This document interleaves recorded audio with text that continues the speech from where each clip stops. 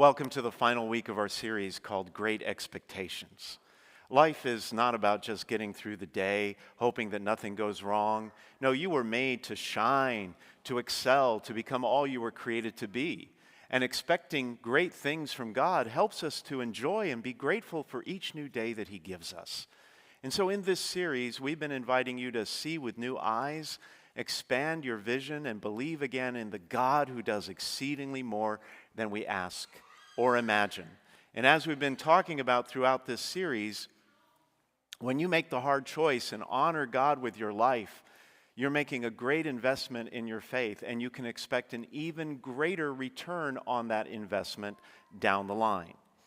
When you take up your cross during hard times, face failures, disappointments, hurts, and keep being your best, God will move you past that cross to a place of healing and a season of victory. When you're trustworthy in the small things of life, you can expect success and new opportunities, but not just in this life, but also in the next, as we've been saying, because what you do in the here and now echoes forever in eternity. And then last week, we said that each new day is an opportunity to go further, rise higher, make a greater difference in the world. And when you go beyond the minimum, do more than what is expected or required, keep loving, keep serving, keep giving, keep stirring up your faith, that's when God will take you places you never dreamed of. Places you never dreamed of, because He always has more in store for you. Today, in the final week of this series, I want to talk with you about one last great expectation. I want to talk with you today about expect favor when you follow. I think it's safe to say we all want favor from God. His grace, His mercy, the good things that He promises. But before God opens the windows of heaven, so to speak, before He showers us with His blessings, His kindness, His favor, He's waiting for us to take an important step first. He's waiting for us to follow Him and obey. Now, obedience isn't just about adhering to a bunch of rules that may or may not make sense to you. At its heart, obedience is about hearing the voice of God and responding out of love. The word obedience comes from a Latin root, which literally means to hear or to listen. And so the more we listen and obey what God has declared over our lives, following His commands, doing what He tells us, staying true to our values and refusing to compromise, the more we step out in obedience, the more God's favor will show out in our lives. I think we all know what happens when we don't obey people in authority. Your boss, your teachers, your parents. We all know what happens, right? And last time I checked, nothing good comes of it. I learned this very young as a 4-year-old child about obedience. Growing up, my mom would take my brother and me to church every Sunday. She'd dress us up in our little coats and ties. That's what you did back then. And she would put us in the back seat of the car, and she'd say, "Now be quiet, sit still, and behave," while she went back upstairs to finish getting ready. Well, one Sunday, I got tired of waiting, so I hopped into the front seat, pretended to be driving. My brother, who is older and much wiser than I, both then and now, warned me against it, said, "Don't do it. Don't do it. Mom will get mad. She won't like it. It's not safe." But did I listen or obey? No way. I was having way too much fun steering the steering wheel, honking the horn. Back then it was manual, so you didn't have to have the key. I was honking the horn and pretending to be in traffic like I'd seen my dad do so many times. When my mom came rushing down the stairs into the garage where the car was parked, told me to stop it and get back in the back seat. She was flustered because my father didn't go to church with us. On Sundays, he liked to sleep in. Never a good idea, but that's what he did. And my mom was worried that all that racket I was making, all the noise, the honking and the giggling and the laughing would wake him up and make him mad. But as soon as she went back up the stairs, I went back to doing the same thing. Front seat, steering the steering wheel, honking the horn. Well, she hurried down a second time, gave me an even sterner warning. Don't do that again. You're going to wake your father up. But did I listen or obey? Absolutely not. It's like I couldn't even hear her. But I will tell you this, the third time my mom had to come down and tell me to stop it, that's when I listened. That's when I obeyed, because let's just say there were some negative consequences that resulted. And I learned pretty fast. Bad things tend to happen when we don't obey people who are legitimately in charge. But the opposite is also true. Good things happen when we do obey. Promotion at work, better grades at school, staying out of traffic court.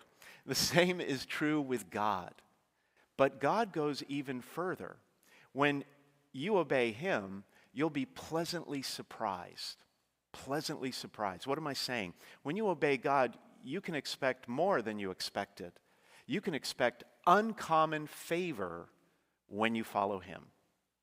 This is what the lepers in today's gospel, what happened to them. Jesus was traveling through a region called Galilee and Samaria. As he was entering a village, 10 lepers met him. They stood at a distance from him and raised their voices, saying, "Jesus, Master, have pity on us." And when Jesus saw them, he simply said, "Go show yourselves to the priests." Now, that doesn't really make sense unless you understand the context. It feels kind of hard, cruel, mean even. But here's the context. Here's what was happening. Back then, leprosy was not just a medical problem, it was a life problem. You couldn't live with your family, be around other people, go into town, or have a job.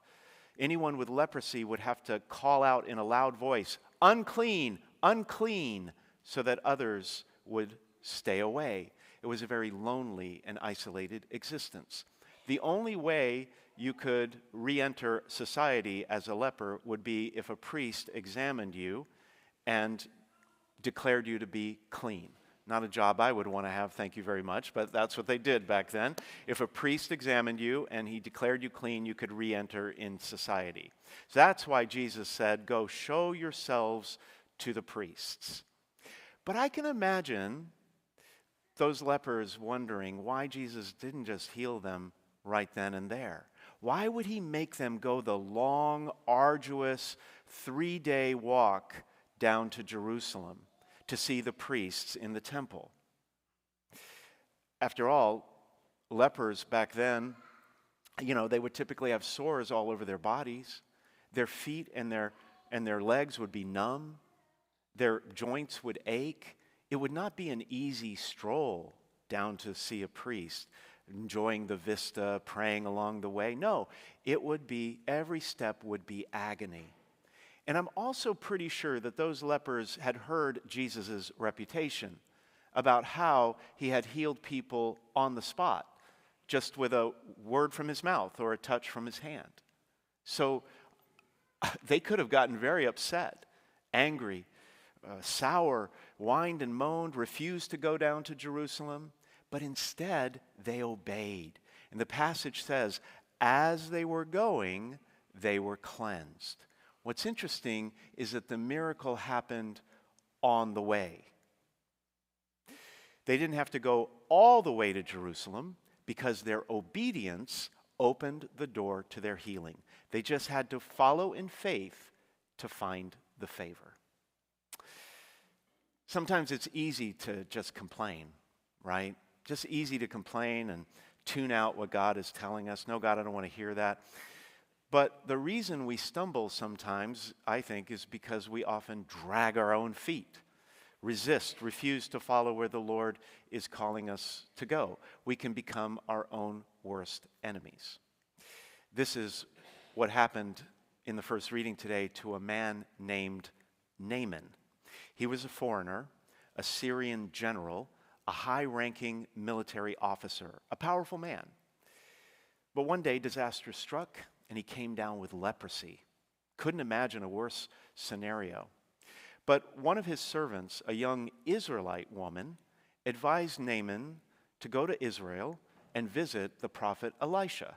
She said Elisha could heal Naaman of his leprosy. At first, Naaman agreed. But when he got there, Elisha had sent word from afar with instructions about what Naaman should do. The instructions were to go down to the Jordan River, wash himself 7 times, and he would be healed of his leprosy. Well, Naaman got upset. He expected Elisha to come out, greet him, show him the respect that he deserved, pray over him personally, provide concierge medical service. So Elisha stomped off in a rage and refused to obey Elisha's instructions. Fortunately, his servants, people who understood the concept of obedience, talked some sense into him, and Naaman eventually did what Elisha told him to do. He went down to the river, he washed 7 times, and he was healed of his leprosy. And after that, Naaman was so grateful, he came back to Elisha and he changed his tune. His whole attitude was different. He said, "Please let me, your servant, have 2 mule loads of earth, for I shall not offer holocaust or sacrifice to any other god than to the Lord." Naaman was not only healed of his leprosy, he received the greatest miracle of all, the gift of faith in the Most High God.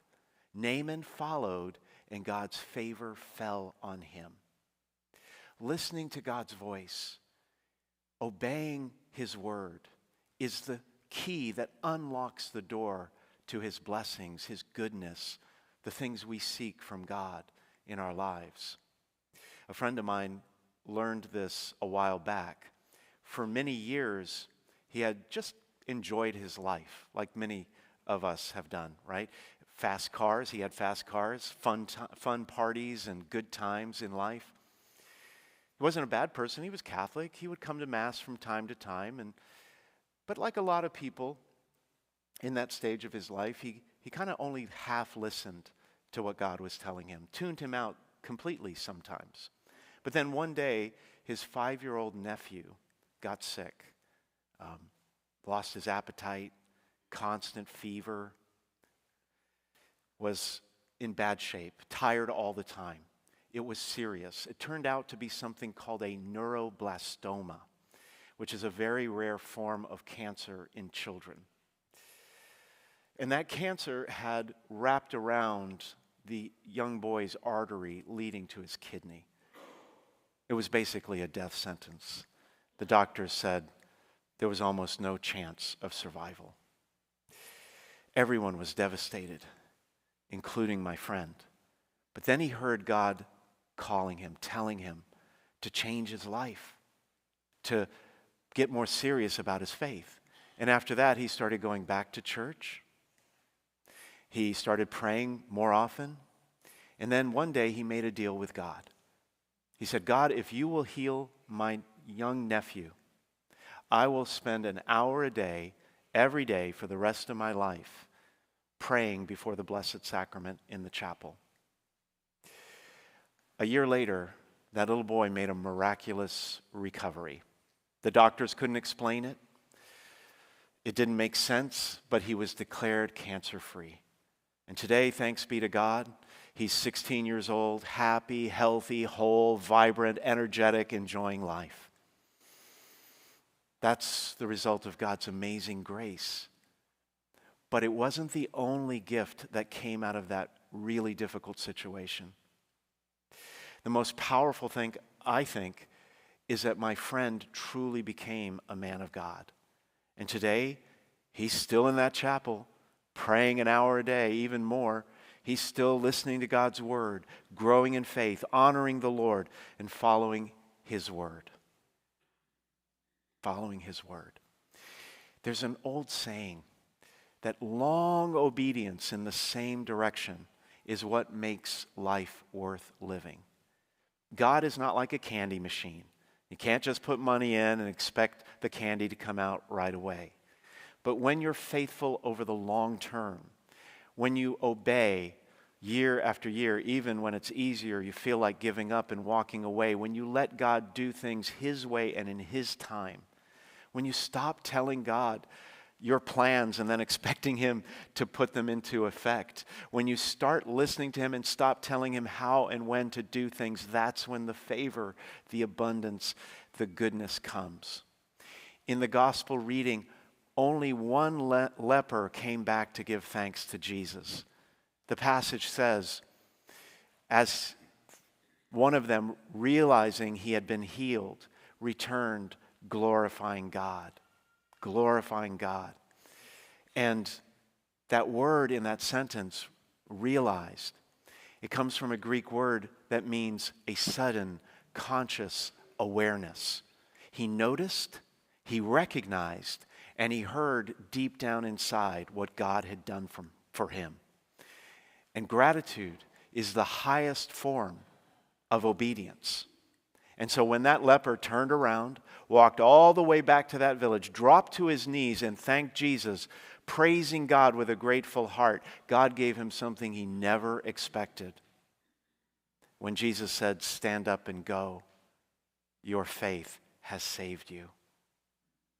See, the leper was not only healed of his leprosy, he was given the ultimate gift of salvation, more than he expected. The God who healed Naaman, who cleansed the 10 lepers on their way, saved the one who came back to give thanks, the same God who brought a little boy back to life and a party boy to his knees, is still at work today. Our job is not to question how, why, when, or where. Our job is to hear and obey. Our job is to keep walking when the road seems long.